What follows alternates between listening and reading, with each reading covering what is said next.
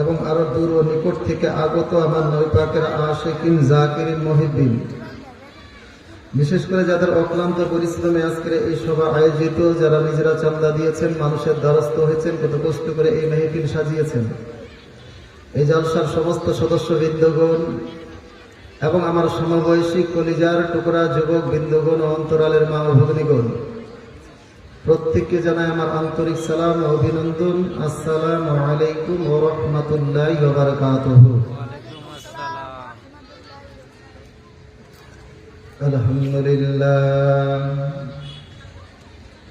আলহামদুলিল্লাহি রাব্বিল আলামিন, ওয়াসসালাতু ওয়াসসালামু আলা সাইয়্যিদিনা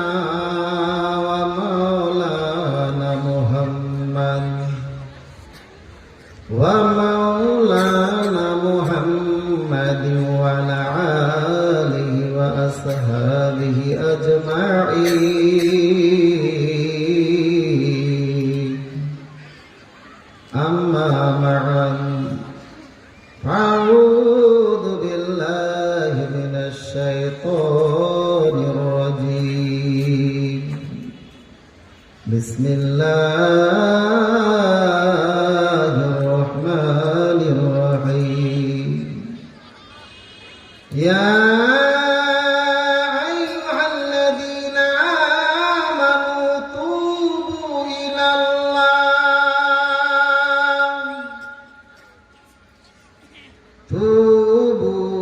إلى الله توبة نصوحا. وقال النبي صلى الله تعالى عليه وسلم: التائب من الذنب كمن لا ذنب له. صدق الله العظيم وصدق رسوله النبي الكريم، ونحن على ذلك لمن الشاهدين والشاكرين، والحمد لله رب العالمين. إن الله وملائكته يصلون على النبي يا أيها الذين آمنوا صلوا عليه وسلموا تسليما. اللهم صل على مولانا محمد وعلى أهل سيدنا محمد. প্রেমে ডাকছে রে মন, কেন বসে আছো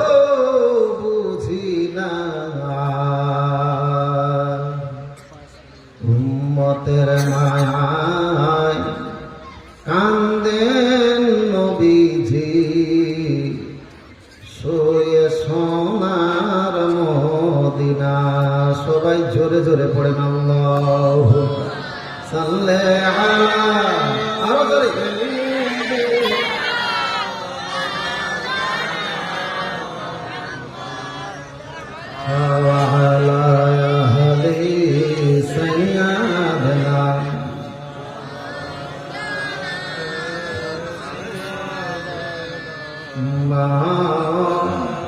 মাওলানা মুহাম্মদ ও মদিনার মাটি রে, সকল সুখ বুঝি তোর কপালে। ও মদিনার মাটি রে, সকল সুখ বুঝি তোর কপালে। ও মদিনা রে,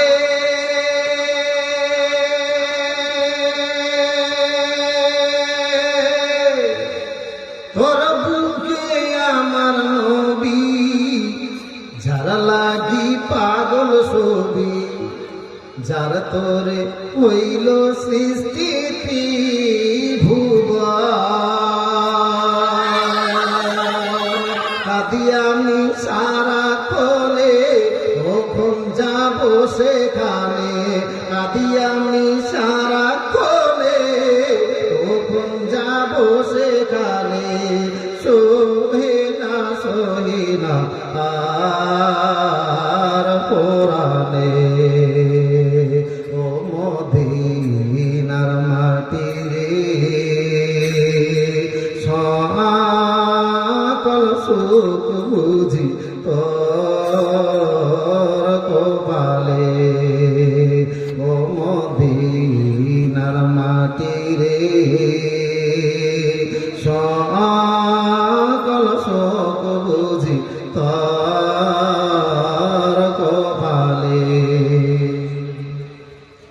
ও মদিনা রে,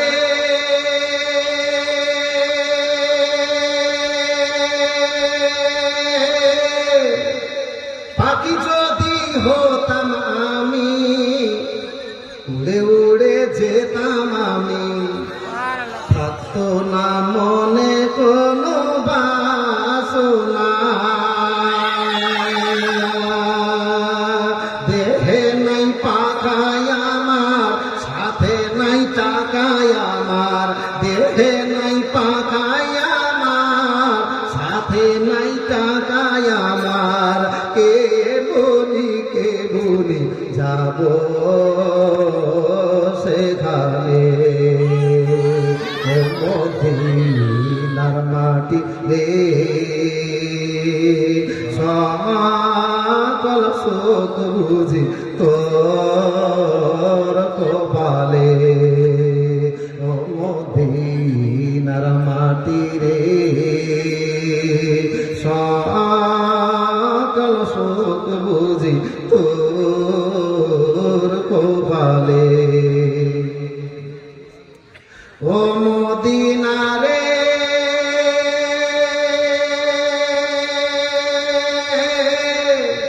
তোর বুকে গেলে আমি কত সুখী হতাম জানি, তোরে আমি বুঝাইব কে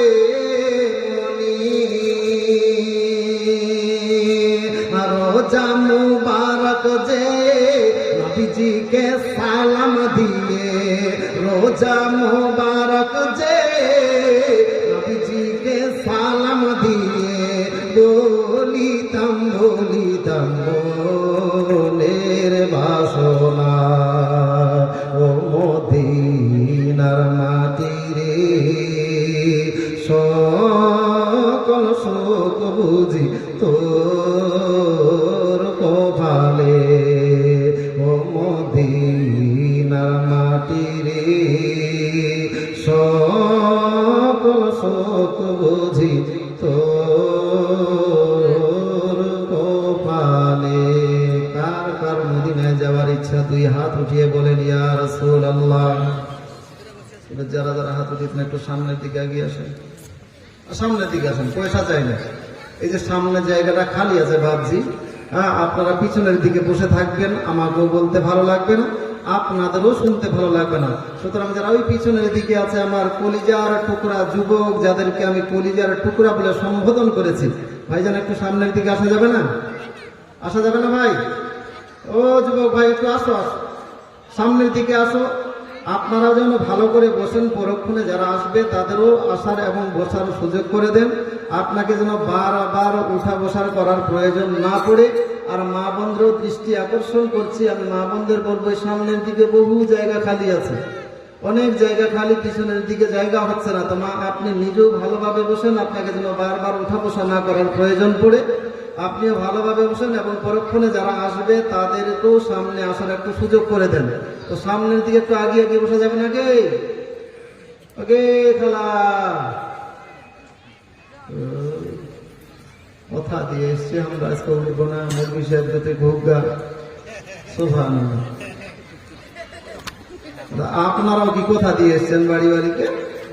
হ্যাঁ, মুরগি আজকে যতই ডাকুক শুনবো না, পিছনের সব আপনার পিছনেই বসবো, সামনের দিকে যাব না। ভাইজান একটা পরিবেশ তৈরি করেন, বারবার উঠা বসা করার আপনার প্রয়োজনও পড়বে না, আর একটা পরিবেশ সুন্দর তৈরি হবে, বক্তাকেও বলতে ভালো লাগবে আর আপনাদেরও শুনতে ভালো লাগবে। সুতরাং যদি কথাগুলো বুঝতে পারেন, শরীরে যদি আপনার উঠতে বসতে কোনো সমস্যা না হয়, আর যদি শরীরে বিষ ব্যথা থাকে, উঠলেই প্যারালাইসিস ভাব, এইরকম যদি ব্যাপার থাকে, তাহলে একদম ভালো করে মজবুত করে ধরে রাখেন জায়গাটাকে, খবরদার ছাড়বেন না, পারলে রেস্ট করে রাখেন, খবরদার ছাড়বেন না। আর যদি সমস্যা না থাকে তাহলে একটু সামনে জায়গাটা আসেন না, বাপজি পূরণ করা যাবে না, যাবে না। ও সবার শরীরের মধ্যে প্যারালাইসিস ভাব, সবার শরীরের মধ্যে সমস্যা না হলে চলে আসতে, এতক্ষণে চলে আসতে। আমরা লোকাল বক্তা তো আমাদের কথা শুনবে না, বাইরের বক্তারা আসবে তখন ঠিক নিয়ে আসবে ওনাদেরকে। যাই হোক, আমি লম্বা আলোচনা করবো না। আমার পরে যেহেতু দুইজন তুষার বক্তা আছেন, অল্প সময়ের জন্য আপনাদের কাছে উঠেছি, কিছু আলোচনা করব মনে করে ইনশাআল্লাহ আপনাদের সম্মুখে দাঁড় হয়েছি, বসেছি। ভাইজান আসেন, প্রথমত আল্লাহর প্রশংসা আদায় করি। যাবতীয় প্রশংসা সেই মহান আল্লাহ তাবারক ওয়া তাআলার জন্যই, যে আল্লাহ নিজ দয়ায় নিজ কৃপায় আমাকে আপনাকে এই পবিত্র মেহফিলে আসা অবসান সুযোগ দান করেছেন। আসুন তিনার শুকরিয়া আদায় করি, সকলে উচ্চ সুরে পড়েন আলহামদুলিল্লাহ।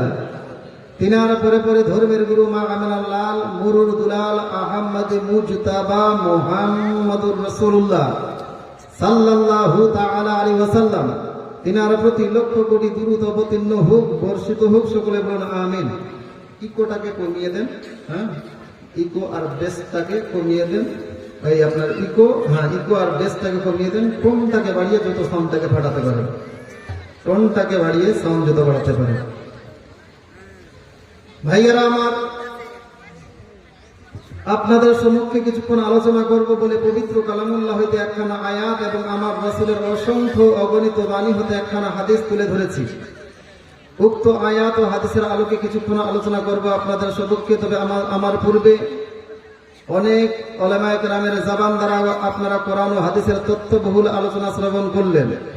এবার আমি আল্লাহ পাক রব্বুল ইজ্জাতের পবিত্র কালামুল্লাহ হইতে তেলাওয়াত করেছি, ব্যাকগ্রাউন্ডে আলোচনা করব না, ডাইরেক্ট আলোচনা নিয়ে যাচ্ছে আপনাদেরকে। পবিত্র কালামুল্লাহ হইতে পড়েছি, আমার আল্লাহ পাক রব্বুল ইজ্জাত বলেন, আউযু বিল্লাহি মিনাশ শাইতানির রাজীম, বিসমিল্লাহির রহমানির রহিম, ইয়া আইয়ুহাল্লাযীনা আমানু তুবু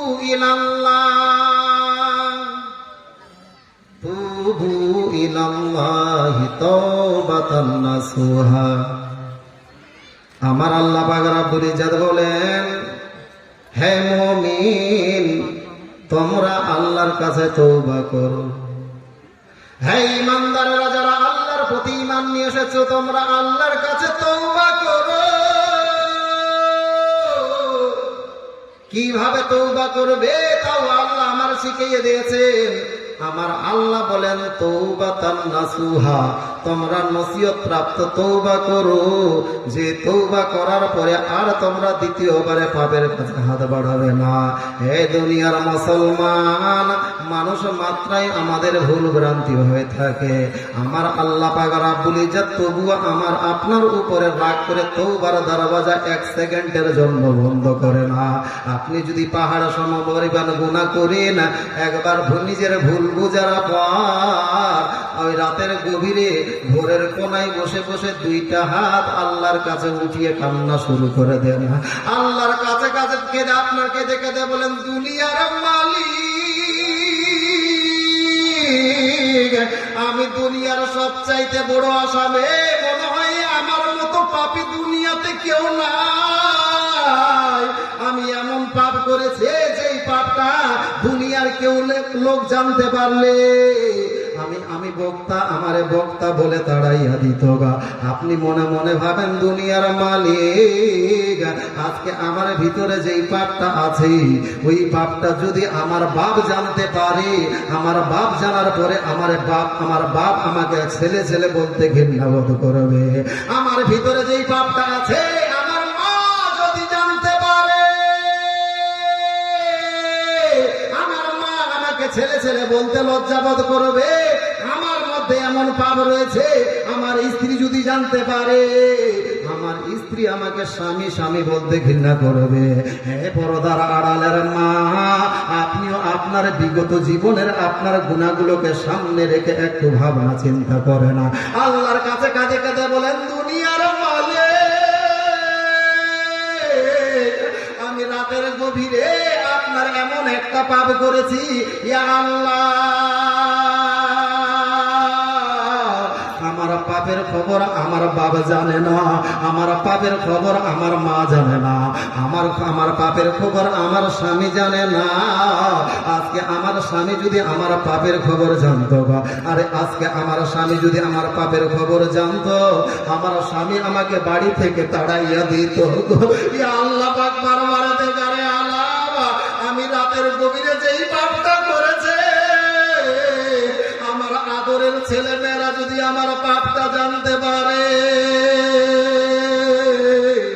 আমার আদরের ছেলে মেয়েরা আমাকে আব্বু আব্বু বলতে আপনার ঘৃণা করবে, আমার আদরের ছেলে মেয়েরা আমাকে আম্মু আম্মু বলতে ঘৃণা করবে, যে আমার মা এইরকম পাপের কাজ করতে পারে, আমার বাপ আমার এইরকম পাপের কাজ করতে পারে। এইরকম পাপ করার পরও, যেই পাপটা করার পরে আপনার বাপ আপনাকে ঘৃণা করে তার থেকে তাড়িয়ে দিবে, যেই পাপটা করার পরে আপনার মা আপনাকে ঘৃণা করবে, যেই পাপটা করার পর আপনার স্বামী আপনাকে তাড়িয়ে দিবে রে মা, যেই পাপটা করার পর আপনার স্ত্রী আপনারে ঘৃণা করবে, যেই পাপটা করার পর আপনার ছেলে মেয়েরা আপনারে ঘৃণা করবে, সবাই আপনাকে তাড়িয়ে দিবে। আমার আল্লাহ প্রতিদিন ওই প্রথম আকাশে আপনার আওয়াজ দিয়ে বলে, বান্দা আয় আয় আয়, আমি আল্লাহ তোমার উপর রাগ করবো না। এ বান্দা, তুমি যদি পাহাড় সম পরিমাণ গুনাহ করো, আমি আল্লাহ ভুল বুঝার পরে সেই পাপগুলোকে সামনে রেখে একটা বার হাত উঠিয়ে তওবা করে এক ফোঁটা চোখের পানি যদি গড়িয়ে দিতে পারো, হে দুনিয়ার বান্দা, হে আল্লাহর গোলাম, ওই এক ফোঁটা পানি তোমার গালের নিচে নামতে দেরি হবে, আমি আল্লাহ তোমার পাপ গুনাহ মাফ করতে দেরি হবে না। বান্দা, পাহাড় সম পরিমাণ যদি তুমি পাপ করো, আমি আল্লাহ আমার কাছে ক্ষমা চাইতে দেরি, আমি আল্লাহ মাফ করতে দেরি নাই। জোরে বলুন। আপনি দুনিয়ার কারোর কাছে চাইবেন, বারবার চাইতে গেলে সেই মালিক অসন্তুষ্ট হয়, মালিক রাগ করে, যে বান্দা আমার কাছে এত চাচ্ছে কেন, এত দেওয়ার পরও চাচ্ছে কেন। দুনিয়ার মানুষ, দুনিয়ার মালিক আপনার উপরে রাগ করবে, কিন্তু আল্লাহর কাছে না চাইলে আল্লাহ রাগ করবে। জোরে বলুন। বান্দা আমার কাছে চাচ্ছে না কেন, বান্দা আমার কাছে চাচ্ছে না কেন, বান্দা তুমি আমার কাছে চাও, তোমার চাইতে দেরি, আমি আল্লাহ আমার দিতে দেরি নাই। জোরে বলুন। ভাইজান, কথাগুলো বুঝবার জন্য বললাম। এইভাবে কার জীবনে পাপ নাই? রাতের গভীরে যে মোবাইলের পাপ করেছে, যেই পাপটা তোমার বাপে তুমি শেয়ার করতে চাও নাই, যেই পাপটা তোমার মারে শেয়ার করতে চাও নাই, যেই পাপটা তোমার বন্ধু বান্ধবকে জানতে দিতে চাও নাই, আমার আল্লাহ সেই পাপের খবর জানে কি জানে না? জানে কি জানে না? তারপরে বলছে, বান্দা তুমি খালি একবার আমার কাছে হাত তুলে দেখো, হাতটা তুলে দেখো, তোমার হাত তুলতে দেরি, আমার তওবা কবুল, তোমার তওবা কবুল করতে দেরি হবে না। জোরে বলুন। এইভাবে নিজের বিগত জীবনের সমস্ত গুনাহগুলোকে সামনে নিয়ে এসে আল্লাহর কাছে কিভাবে কাঁদবেন? পৃথিবী না জানো,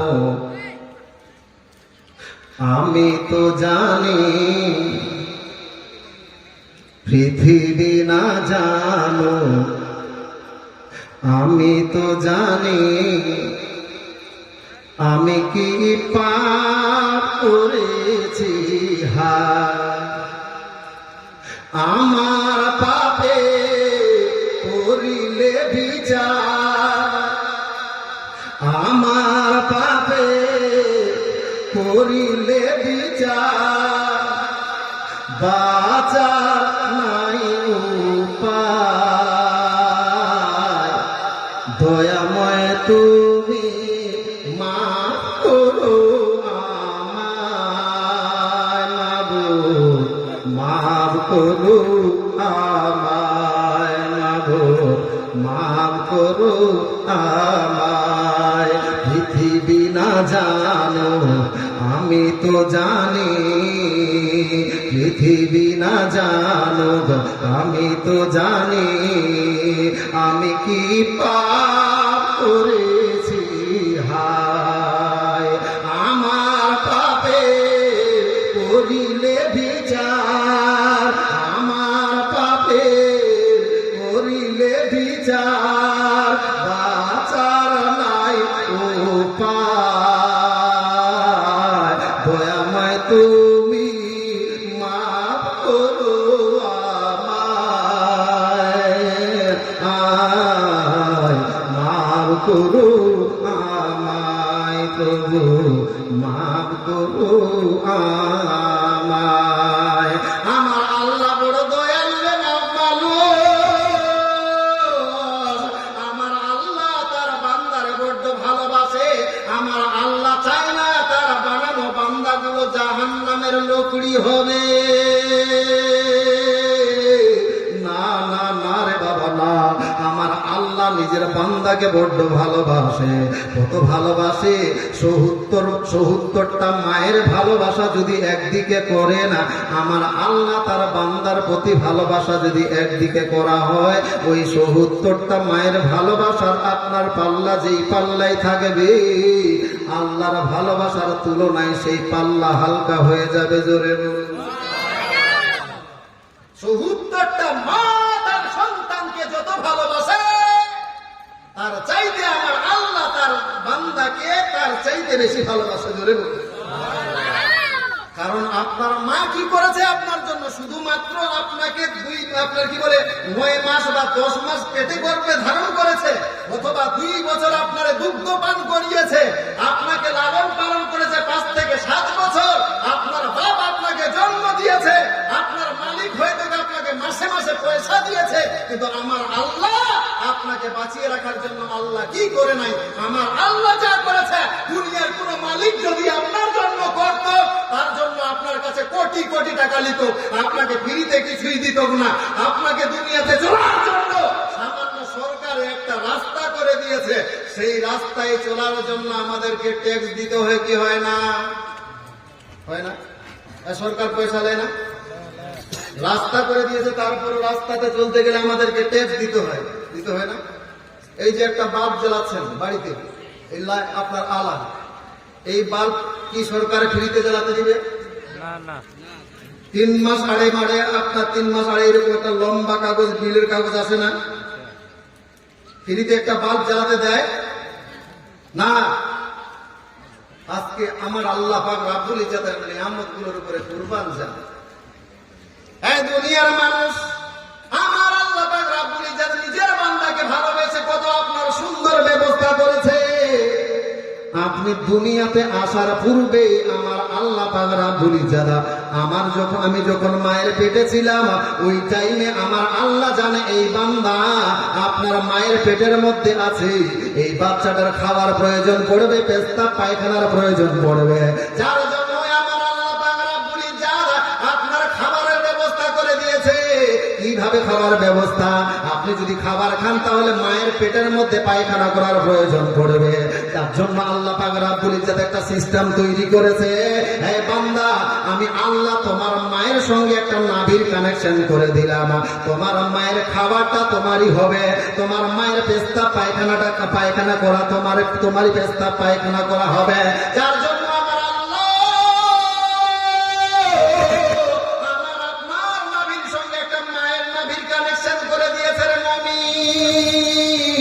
তারপরে আপনি দুনিয়াতে যাবেন। আমার আল্লাহ ভাবেন যে বান্দা যখন দুনিয়াতে যাবে, এর মুখের মধ্যে তো দাঁত হবে না, এই বান্দা রুটি খেতে পারবে না, এই বান্দা আপনার হাড্ডি খেতে পারবে না, মাংস চিবাতে পারবে না, যার জন্য আমার আল্লাহ পাক রাব্বুল ইজ্জাত আপনি দুনিয়াতে যাওয়ার পূর্বে আমার আল্লাহ দয়া করে মায়া করে আপনার মায়ের বুকের মধ্যে খাবার ব্যবস্থা করে দিয়েছে।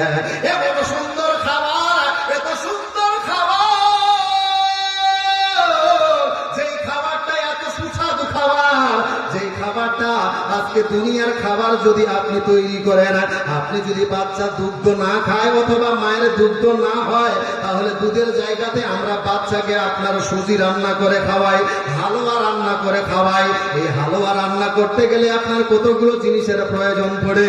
হালুয়া রান্না করতে গেলে অথবা সুজি রান্না করতে গেলে সুজির প্রয়োজন হয়, 2 নম্বরে চিনির প্রয়োজন হয়, 3 নম্বর দুধ অথবা পানির প্রয়োজন হয়, 4 নম্বর আপনার চুলার প্রয়োজন হয়, 5 নম্বর আপনার লকড়ি অথবা আপনার কি বলে গ্যাসের প্রয়োজন হয়। হে নবীর উম্মতের দল, এতগুলো জিনিস দিয়ে বাচ্চাটার খাবার তৈরি করা হলো, আবার ওই খাবারটা বাচ্চার খাবার উপযোগী হয় না। বাচ্চাটার খাবার উপযোগী করার জন্য আপনি মা সেই খাবারটাকে, গরম খাবারটাকে পাংখার নিচে ছেড়ে দেন, ওই পাংখার হাওয়া দিয়ে খাবারটাকে নরমাল করে না, যেন গোলা, বাচ্চার গোলা, আপনার গোলায় খাবারটা না লেগে যায়, বাচ্চার মুখ না পুড়ে যায়, অথবা পাংখা দিয়ে হিলিয়ে হিলিয়ে আপনার খাবারটাকে ঠান্ডা করে না। হ্যাঁ, পর্দার আড়ালের মা, আমার আল্লাহর উপরে কুরবান জানবে মা, আমার আল্লাহ মায়ের বুকের মধ্যে কেমন খাবার ব্যবস্থা করেছে।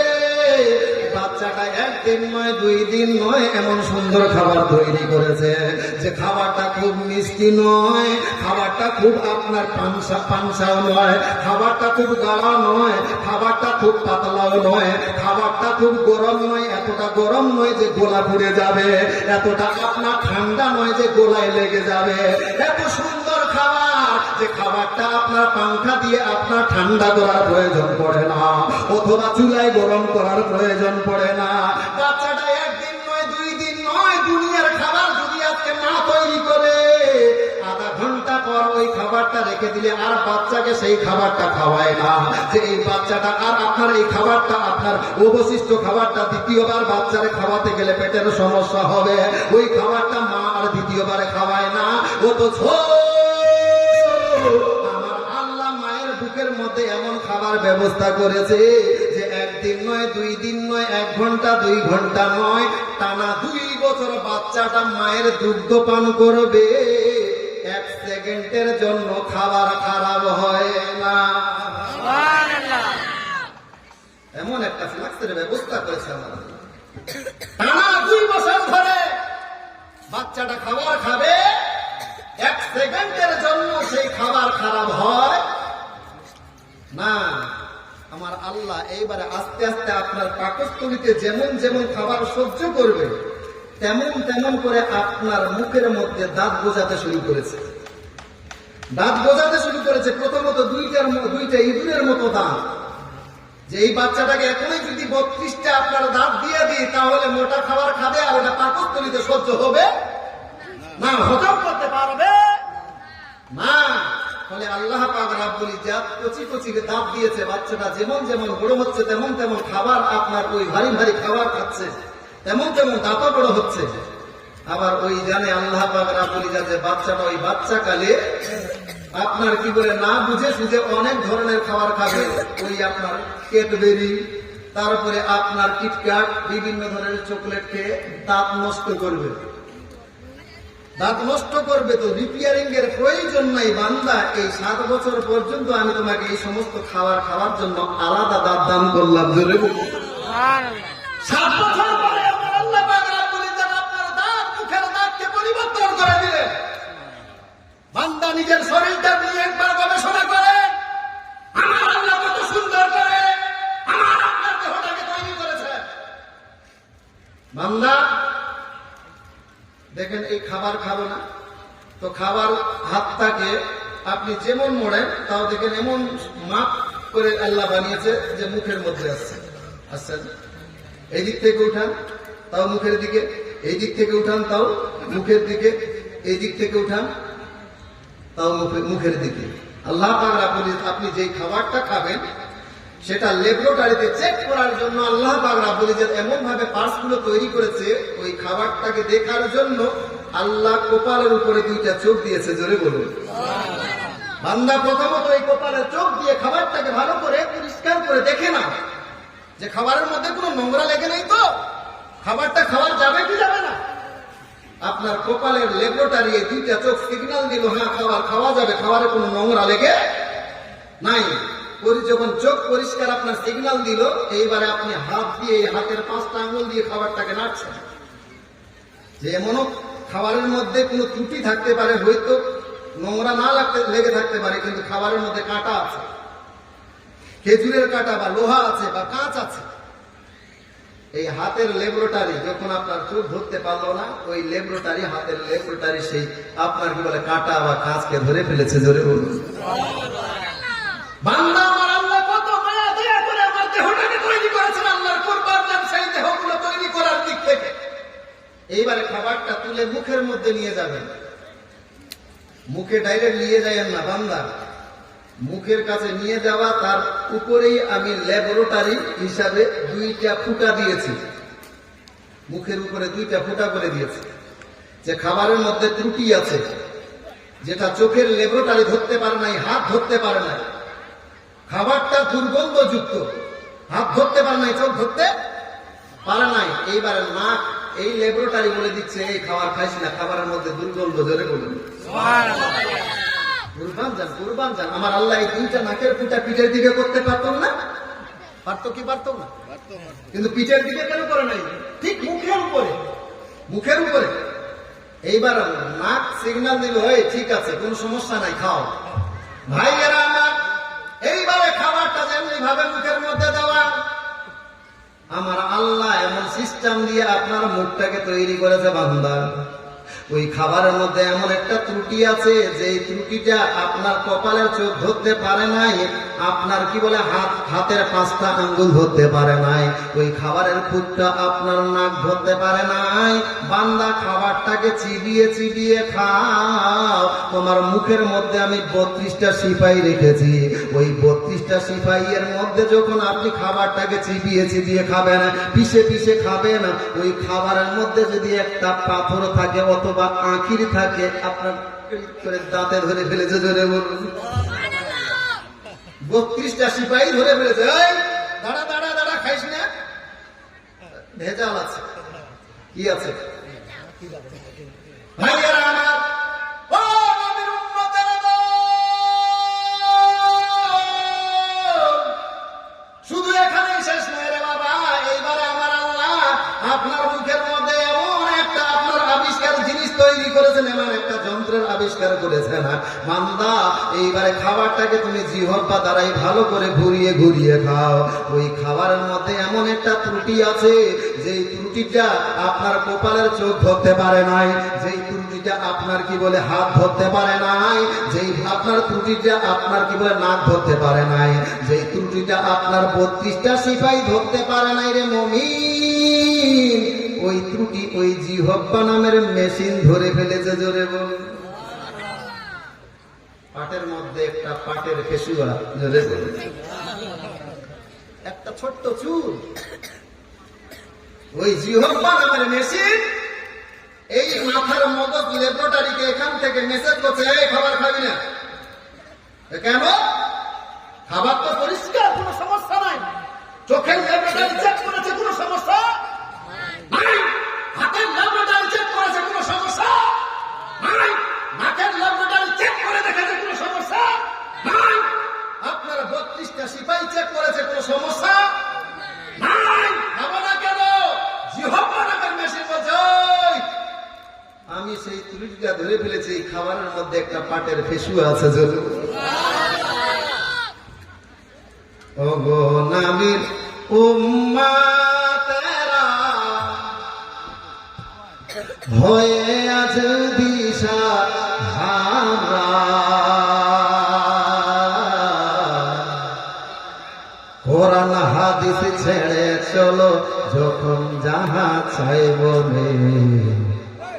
नबी बिने के तोराबे पुनसे रातो मिजाने नबी बिने के तोराबे पुनसे रातो मिजाने चलो चलो चलो मोमिन चलो नबीर सन्धाने नबी बिने के तोराबे पुनसे रातो मिजाने नबी बिने के तोराबे पुनसे रातो मिजाने नबी आमार जीवन भरे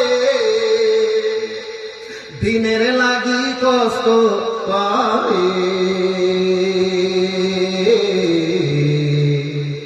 নবী আমার জীবন ভরে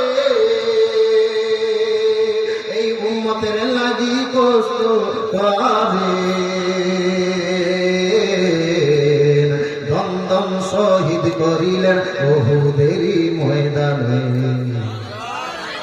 नबी बिने के तोराबे पुनसे रातो मिजाने नबी बिने के तोराबे पुनसे रातो मिजाने चलो चलो चलो मोमिन चलो नबीर सन्धाने नबी बिने के तोराबे पुनसे रातो मिजाने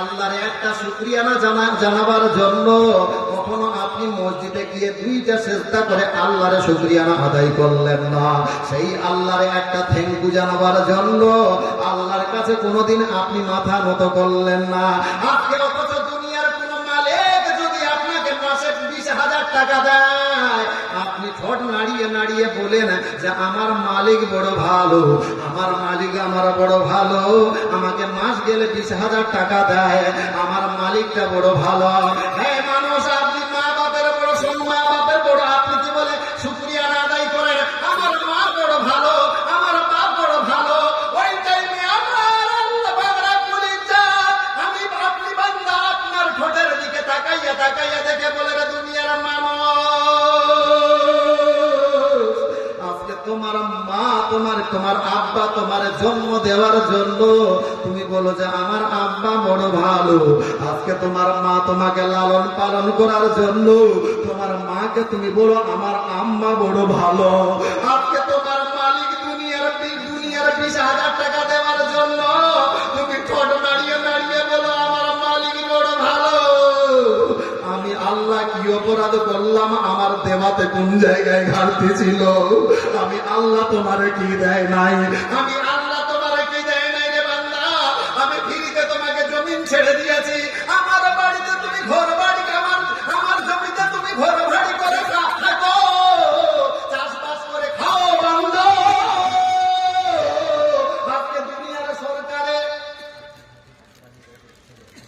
নারে তাকবীর নারে রিসালাত আব্দুল হাকিম সাহেব 500 টাকা দাতা ধরে বলুন জিন্দাবাদ ওনার হাতে কি হলো হাফিজ সাহেবের আপনার আব্বা এবারে পাগড়ি পাবে সুবহানাল্লাহ যার কোরআন এই সিনার মধ্যে গোটাই কোরআনটা লেখা আছে ওই ছেলে এইবারে আপনার হাফিজের পাগড়ি পাবেন উনারই আব্বা আপনার 500 টাকা দান করেছে আল্লাহ পাক রব্বুল ইজ্জত এই দানের ওসিলায় তিনার সন্তানকে যেন দ্বীন ইসলামের সঠিকভাবে খেদমত করার তৌফিক দান করে সকলে বলুন আল্লাহুম্মা আমিন ভাইজান এই যে সুবহানাল্লাহ না চেয়ে যদি দেন তাহলে বেশি নেকি পাওয়া যাবে তবে আমি অত্যন্ত বিনয়ের সহিত বলবো আমি জোর করবো না আপনাদেরকে আমি চেয়েছিলাম যে আজকে আপনাদের কাছে ওয়াজ করব কালেকশনের ভাগটা আমি আপনাদের কাছ থেকে নিতেও চাচ্ছিলাম না তবে যদি দিয়ে থাকেন তাহলে খুব ভালোই ভালো ভাইজান তবে বলবো আল্লাহ যাদেরকে সম্পদ দিয়েছে এখানে আপনার মাদ্রাসা প্রতিষ্ঠিত হবে যেখানে আপনার কোরআনের হাফিজ তৈরি হবে যেখানে আপনার কারি তৈরি হবে যেখানে আপনার মৌলবি তৈরি হবে আজকে এই মাদ্রাসা ও মসজিদ যদি না হয় আজকে আপনি বুঝতে পারছেন চতুর্দিক থেকে ইসলামের উপরে হামলা ইসলামের উপরে আপনার জুলুম আজকে যদি মাদ্রাসা বন্ধ হয়ে যায় মাদ্রাসাগুলো বন্ধ হয়ে যায় দেখবেন ভারতের মধ্যে মুসলমানদের টিকা মুশকিল হয়ে যাবে ভারতের মধ্যে মুসলমান থাকতে পারবে না সুতরাং আপনি যদি নিজে ভারতে টিকে থাকতে চান তাহলে এই ভারতে টিকে থাকার জন্য আমাদেরকে মাদ্রাসাওকে টিকিয়ে রাখতে হবে জোরে বলুন